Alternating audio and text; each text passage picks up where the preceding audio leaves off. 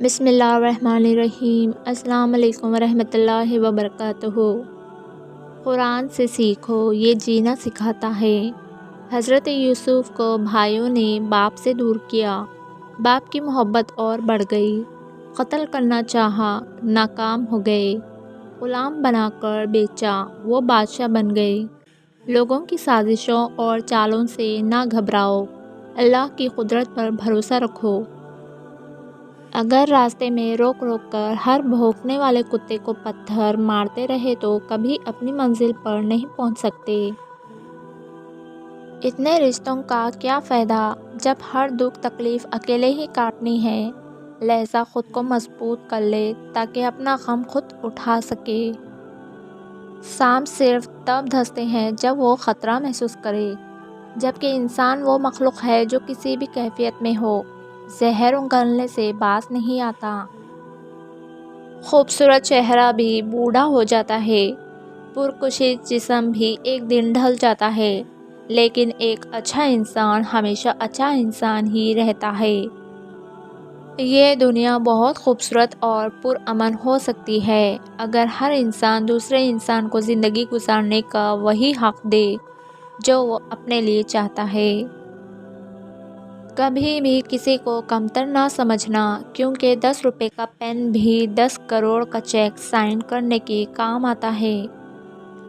لوگ کالی بلی سے ڈرنے کے ساتھ سیاہ اعمال سے بھی ڈرنے لگے تو دونوں جہانوں کی مصیبتیں اور بلائیں دور ہو سکتی ہیں۔ بعض اوقات ہم پوری طرح مخلص ہو کر بھی کسی کی نظر میں بیکار ہوتے ہیں۔ نبی کریم صلی اللہ علیہ وسلم نے فرمایا، شیطان انسان کے اندر اس طرح دوڑتا رہتا ہے جیسے جسم میں خون دوڑتا ہے۔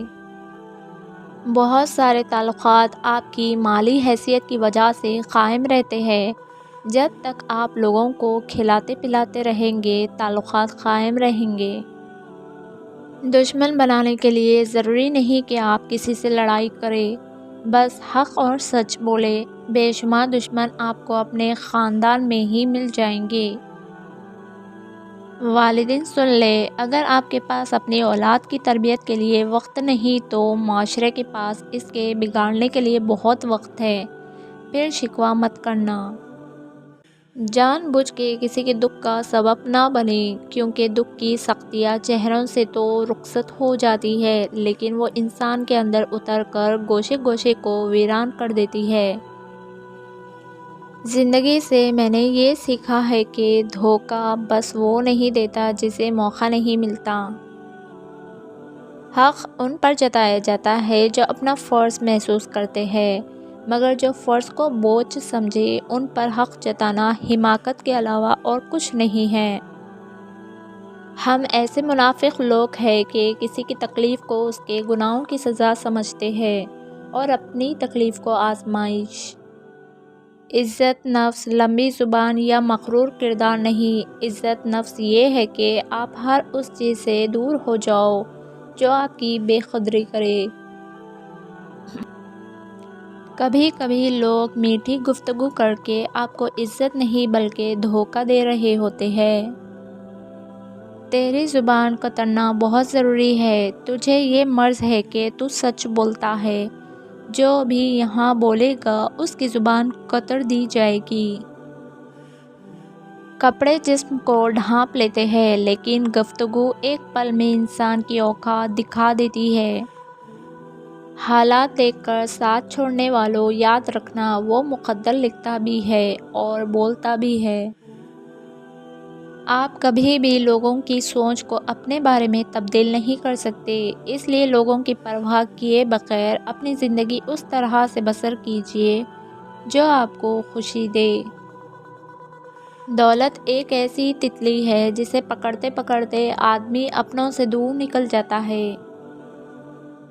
فرمان نبوی، جو شخص چاہتا ہو کہ سب انسانوں سے زیادہ طاقتور ہو جائے، اسے چاہیے کہ اللہ پر توکل کرے، اور جو شخص چاہتا ہو کہ سب سے بڑھ کر غنی ہو جائے، اسے چاہیے کہ جو کچھ اللہ کے پاس ہے اس پر زیادہ بھروسہ رکھے بنسبت اس چیز کے جو اس کے اپنے ہاتھ میں ہے، اور جو شخص چاہتا ہو کہ سب سے زیادہ عزت والا ہو جائے، اسے چاہیے کہ اللہ عز و جل سے ڈرے۔